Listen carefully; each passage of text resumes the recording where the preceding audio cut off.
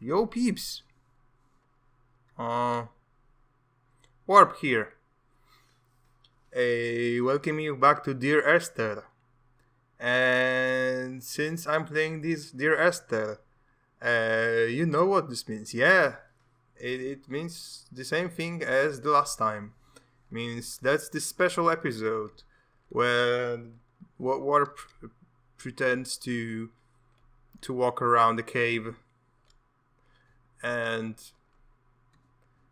I guess they do in a virtual reality, so to speak, and talk about stuff. So talking about stuff. Today's episode is a bit special because it's a 30 subscribers special episode. Woohoo! I don't know. Some people do Q&As or stuff like that, but I don't think that my channel after those 5 years is actually big enough to do something like that. Like, most of you guys don't leave comments, so yeah, I don't think we're going to do a Q&A here, mainly because I am afraid there would be no Qs, because I am terrified of the fact that I'm not interesting enough and I'm just wasting away my time and my life doing this channel, while you guys simply don't care, or at least some of you care, like, I don't know, 5 or 10 of them. Okay, whatever, never mind. That is not what the episode is about. The episode is about whether we pick the blue way or the green way. That could be some kind of metaphor, for capitalism and communism, because, political compass, and the blues are like the fascists or something, and the green ones are like anarchists or... Okay, let's go for the green ones. Yeah, let's go full hippie. And speaking of hippies, that brings me to the subject of our today's video. Because after promising to do that to a friend of my fiance, a very good friend, a very good boyfriend, to be precise, of my fiance, I decided to finally do it and finally review my second book. So welcome to the second episode of Not Very Serious Review. I think I was already here. I think I'm coming back. Okay, let's go back this way. Welcome to the second special episode. Well, it's special. I don't know why it's special. It's special because I said it's special. I mean, like, it's gonna be like the normal length. So, I don't know. Oh, I will add Alice noises at the end. Right. Good. That's a very good idea. So it's a special episode. So welcome to today's special episode and the second episode of Not Very Serious Reviews. And today's book is The Conquest of Bread by Peter Kropotkin. So here we go. I'm not gonna provide you any like images or slides or whatever, because I'm a lazy ass and I don't know what I'm doing. Anyway, if you want to know how Peter Kropotkin looks, just Google him. He's fairly popular, fairly famous when it comes to at least leftist circles. So, who was the Peter Kropotkin? So Peter Kropotkin was a guy. He was born in Russia, actually. It was still Imperial Russia when he was born. He was born at the end of 19th century. Let me check where exactly. Kropotkin. Yes, I'm Googling during the video because I'm such a professional. So, Peter Kropotkin was born in Moscow in 1842. Right, I didn't lie to you. So he was born in 1842, and well, he was a man, definitely. I mean, heterosexual as far as I know, but like, I don't think he cared so much about this kind of stuff. He was a bit of a philosopher. So this guy, Peter Kropotkin, he was born in Moscow. He was actually fairly rich, as I remember. I mean, his family was. He was a part of some like Russian nobility, and then he turned into like a commie. So I guess some of you will already say, "Wow, such a hypocrite!" Right? Like SJWs are always just with rich liberals. So in this particular sentence, I have to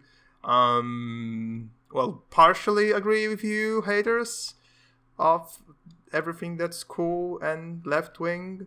Because yeah, you're kind of right in this one. Like Peter Kropotkin was an asshole. I mean, like it was part of the assholery, so to speak, the Russian assholery, the Russian nobility. You know, the ones that were like so bad when people in Russia were starving to death at the beginning of like 20th century because it's Russia, so there's always some kind of crisis there. It's like Russia is a never-ending crisis country because they have like these extreme winters and maybe people die of cold or something, especially in the north. But also, there's like food shortages every now and then. So there was a food shortage actually at the beginning of 20th century, which I wouldn't say directly led to the two Russian revolutions. First, the February Revolution, and then the actual one, the famous or infamous, depends who you ask, revolution, the October Revolution led by Lenin. But yeah, people were starving. Things were bad, and the nobility were trash people. Were very bad people, and just making just giant parties full of food and just stuffing their noble mouths with cakes, etc. While the 90% of like the society was either dying of cold or dying of hunger or both. Anyway, so yeah, Peter Kropotkin was one of them. I mean, not when the things got worse, because as I said, he was born in 1842 and he died in 1921. So it's actually after the October Revolution. So he was a soldier as well. He was, I don't remember if he like volunteered, he was recruited to the Russian army. Anyway, he quit. Not sure if he deserted. I don't remember this part of his biography, but like he either deserted or he just decided it's like not for him anymore, and like his like term finished or something, and he just decided to he can't do this no more. But more likely he just deserted at some point. I think he actually moved away from Russia, and when he was away from Russia, that's really was the most formative age for him. So I don't want to lie to you guys, so I'll just check if he actually made away from Russia.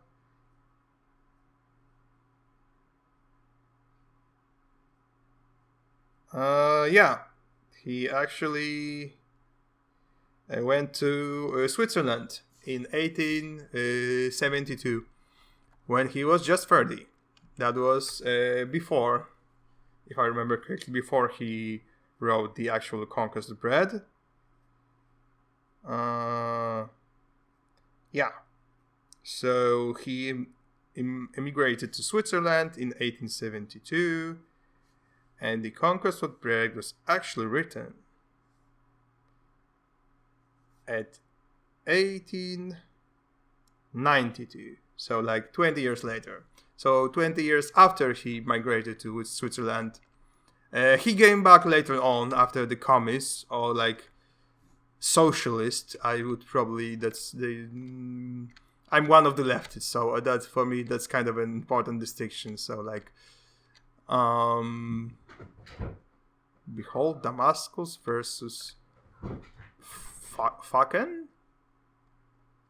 Kraken? What the hell? Okay, they're changing. I remember about this game that the signs are changing and they're getting weirder and weirder. Well, never mind. So 20 years after he emigrated to Switzerland, Peter Kropotkin decided, well, he decided before that, but he decided to publish his finished book called Conquest of Bread. And that's the book we are gonna review today. I mean, we're not gonna review very seriously because obviously, I mean, that's me. But still. So what is this Conquest of Bread? So Conquest of Bread is basically like, well, first of all, you should just read it if you're interested. It's actually a pretty good book. It's very, good feely, etc. I think one of the Kropotkin's friends described him as like the happiest person in the world or something like that. Anyway, like Kropotkin was actually he was very hopeful, so to speak. Kropotkin was the kind of person that believed that in human cooperation and stuff like that.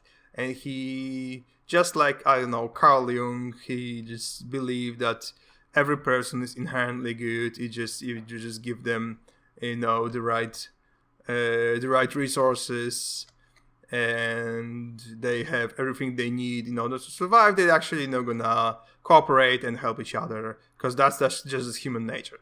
So a very optimistic guy, you could say that.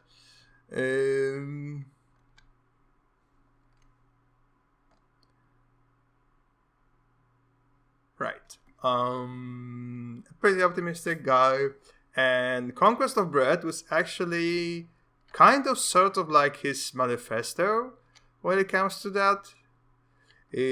But he also stated some very important stuff that I would like to get out of the way first. So probably the most important philosophical statement by Peter Kropotkin. I mean, if you ask me, actually people who know their stuff and know what they're actually talking about, they may tell you something else. But according to me, and just my opinion, so my philosophical opinion is that probably one of the best, the most important philosophical statement by Peter Kropotkin in The Conquest of Bread was that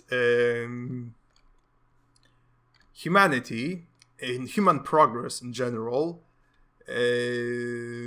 does not rely on conflict. Like, there is this very, very popular notion among both Western and I think Eastern as well, at least some of them. So, but it was probably definitely popular among some of the Western philosophers. And the narration was that conflict is the thing that makes progress possible. That people, the human rivalry and fighting with each other actually inspires us to innovate, to create, new, more creative ways to kill each other, basically. And later on, that just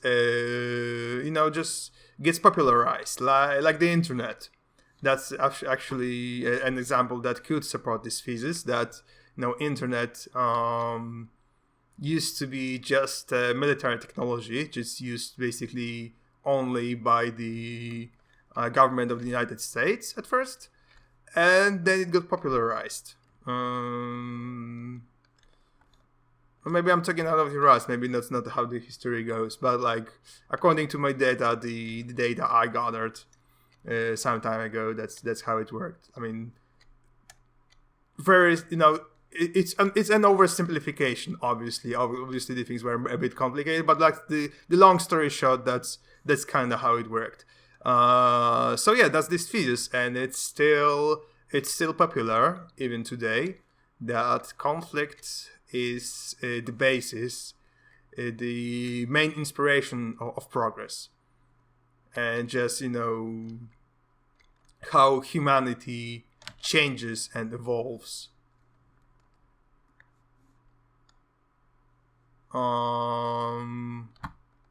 Right, but Peter Kropotkin did not agree with that statement. Peter Kropotkin actually believed and with good reasons. His argumentation was actually pretty solid. That humanity, the progress of humanity, the evolution, the forming of the so-called civilizations, it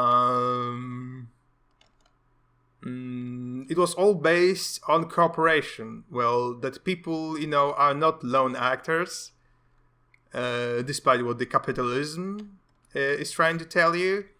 And people are actually social creatures to the point that there is no such thing as progress without human cooperation. There is no such thing as,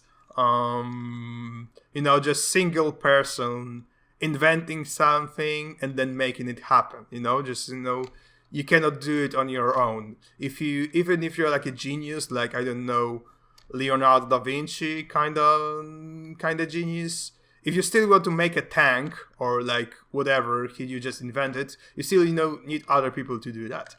And that's basically one of the things that Kropotkin said. Also, he stated that the profit incentive, the thing that's always also very popular among people who are, just let's just call them, I dare not say free market, so I'll just call them market fanatics. So people who are just fanatics of the market, not all capitalists, are like that. Mind you, I'm not like just saying that, you all capitalists believe in silly things. But there are definitely some of the bros, the libertarian guys, who strongly believe that in profit incentive, that people are just motivated by profit, and if the actual the initiative, the work, the job they got is not profitable for them personally, or at least their loved ones or something, they're just not gonna do it. People are just incentivized by profit and profit only. If a rational person, because they liberals very like their rationality, or at least claiming that everything that the liberal ideology says is rational. So the so-called rational actors, probably heard this word before, or this phrase more like, rational actors are only incentivized by profit. Kropotkin disagreed with that. Kropotkin claimed that actually people are motivated usually by the work itself, that they simply want to do something and they just do it, whether or not it is directly profitable for them. As an example, he once gave the story about, I think it was Russians. Sorry, can't remember, and I'm too lazy to reread this book before this episode, because it was like, oh my gosh, it was so long. But it's still a pretty good book. You should read it. I recommend it to you. So it was a story, I think it was Russian workers that were about to, they were building a bridge. They are just basically contractor workers. They were building a bridge, and it was a pretty important bridge because there was to be a train coming through it, and it was the age when trains were a very big thing. They really revolutionized. Oh my gosh. They revolutionized transport, and just transporting like a lot of cargo very, very quickly, far quicker than any horse, any carriage, anything like that possibly could.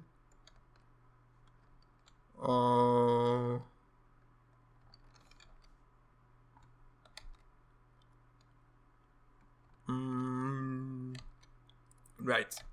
So trains were very important, and it was very important to build this bridge But at some point, they just lost their contract. That is, the people who paid them for it decided that they don't have any money anymore, or at least they do, but they cannot pay them. So they're not getting paid, so they're all fired, and they're supposed to just basically disband, they just can go home, because no one's gonna pay them for their work. But the workers were actually very motivated to finish the bridge, because they were like, they were almost done with the bridge. I mean, there was still something left to do.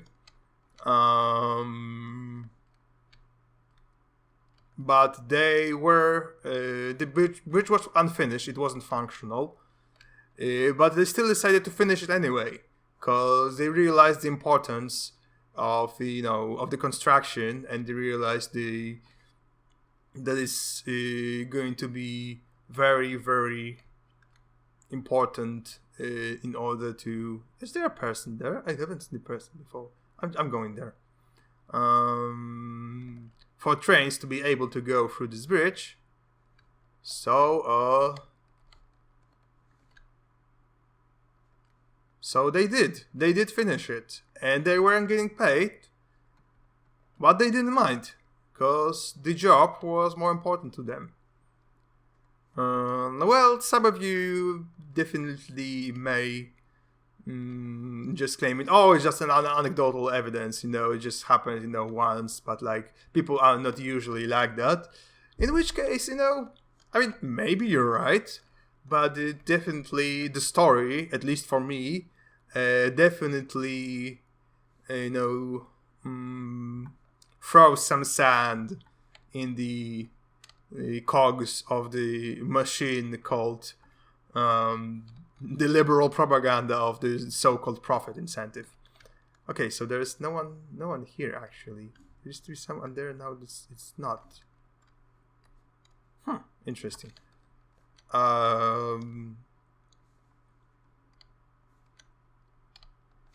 So that's when it comes to profit incentive. Kropotkin kind of disproved that one in his book.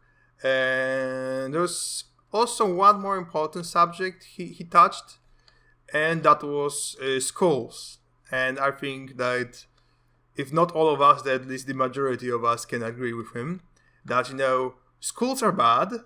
That the way that schools are run today is bad. And he claimed it, let me remind you, at the end of the 19th century, where the current school system was invented in Prussia, that later became Germany.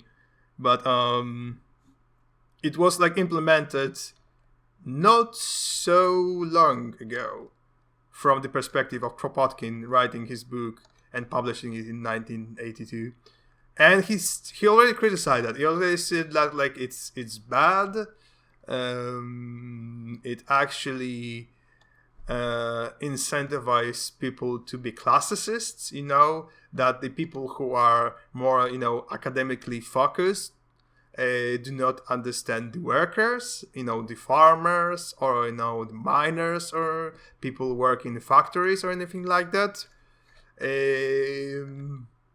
Because, the academics are actually focused on, their subject, be it, physics or astronomy or whatever, but they don't know anything about, farming. They don't know anything about how the actual work, the crucial work that, provides them with food is getting done.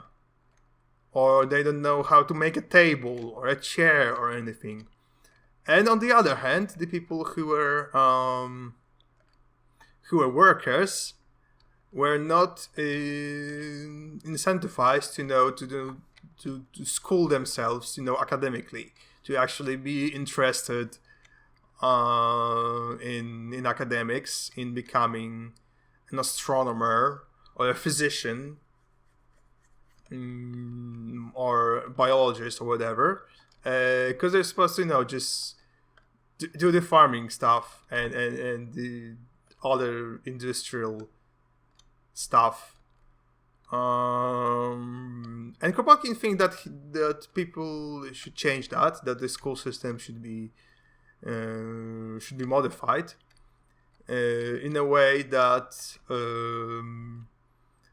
some of the lessons, some of the classes were actually to be focused on academics, and other classes would be more focused on practical knowledge. For example, just like I said before, how to make a table. Maybe something about, working as a blacksmith. I mean, blacksmiths weren't that popular anymore in the 19th century. But they're still around, despite there's this 21st century. There are still people doing their smithy things. Mostly as a tourist attraction, of course, but they're still around. Making, I don't remember how you call the metal thing is you stack to the hooves of horses. Well, never mind. So when it comes to Kropotkin's idea, I'm not an expert. I don't know how he would implement that. The Kropotkin himself didn't seem to be fully aware and had the strict idea of how to actually implement this sort of school system. But I think most of you have to agree that at least it sounds interesting. It sounds like something we could try instead of the current system. And we probably, all of us, like literally every one of us, be it a former teacher or a former student or a current teacher or a current student, we can all agree that the vast majority of us can agree that the current school system is bad, doesn't work the way it's supposed to.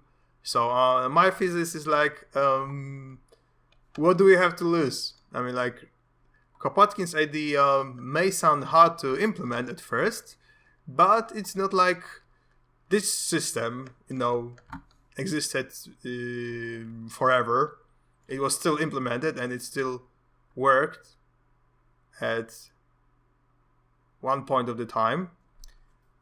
So, mixing the academics with the practical knowledge of the workers, the farmers of it sounds like an interesting idea, and I think worth entertaining. So that's basically it. Conquest of Bread is actually kind of a hippie book about person who was very optimistic about our nature, about the things we can do if we just cooperate, if we just work together. He was very hopeful when it comes to humanity, and he thought that we can, if we get rid of capitalism, we can actually work together and achieve great things. Obviously, he wasn't. At first, he was very enthusiastic when it comes to socialism, that is Leninism, and he was because he was also an anarchist. I mean, I think he was actually the one who coined the term anarcho-communism. We could say that Kropotkin was the first anarcho-communist, but he doesn't really mention anarcho-communism that much in his... I think it appears once maybe in the entire book. Well, still, so he was definitely anarchist. He didn't believe that the state should tell us what to do and force us to socialist ideas. He thought that we should implement it ourselves, as we the people. But at first he was very enthusiastic. After the October Revolution, he even decided to go back to Russia. But then he arrived there and he wasn't so happy about it. He was actually very disappointed. He was very disappointed about that the Lenin's regime turned out to be pretty authoritarian, and the freedom of the peasantry and the working class wasn't so cool and rad and social justicey as it was supposed to be. So he was kind of disappointed at the end. But he lived most of his life as a very optimistic guy who believes in goodness in all of us. And I think that's actually very beautiful. And that's the thought I want to leave you to it with. That, if we work together, we can do great things as a species, as a human race. And there was at least one guy who believed that, and I would really like to be the second guy. And I recommend you the Conquest of Bread by Peter Kropotkin. You should really try it. I give it like 4 out of 5 demons in warp scale. So yeah, that's it for today, at least from me. Thank you guys so much for watching. Like, subscribe, etc. Thank you to all my usual regular viewers. You actually make it worthwhile for me, and just make me motivated to actually do what I do, and I thank you very much for it. That's not your name, sadly, because I don't have Patreons yet, but I hope that will change. Speaking of which, you can give me some money on Patreon, and then I will make a list a bit like that, but with like your names on it, and you get to feel special for a second or two because your name appeared in a YouTube video. And I think that's really great. You should totally try that. Anything to make you happier, my viewers. Anyway, thanks again so much for watching. The next episode will probably be just another normal let's play, but I probably will go back to this form of video essay, so to speak, every now and then, because I simply like it. It's easy to make, and I feel good doing it and talking about stuff from time to time, so I'm gonna do it from time to time. That's it for me for today. Love you all, and